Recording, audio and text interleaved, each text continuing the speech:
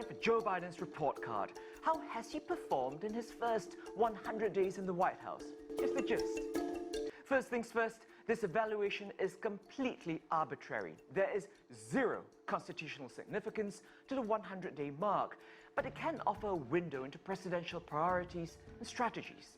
Assessing Biden's key agenda items, we start with the pandemic. This is where he's made the most measurable strides.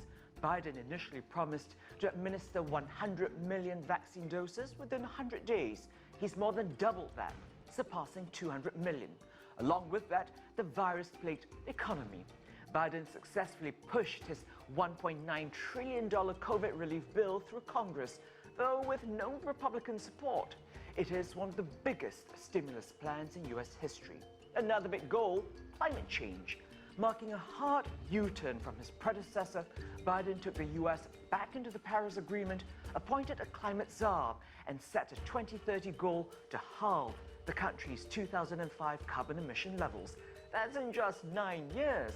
Still, this remains a pledge without concrete plans to make it happen. Also checkered is the issue of immigration.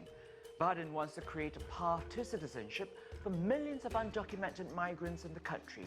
The issue is complicated by the separate yet deeply intertwined crisis at the southern border. More minors are arriving, separated families haven't been reunited, and many others are still in U.S. detention centers. Then there's the real tough one, diplomacy. China and U.S. ties are beleaguered by a tech and trade war that started under the previous administration. Despite the high-level dialogue held in Alaska and movement on climate cooperation, the relationship is tenuous. Of course, the report card comes down to who is grading. In this case, it's the American public. Polls show Biden's approval rating consistently more than 10% higher than Donald Trump's during their first 100 days in office. And now, you have the gist.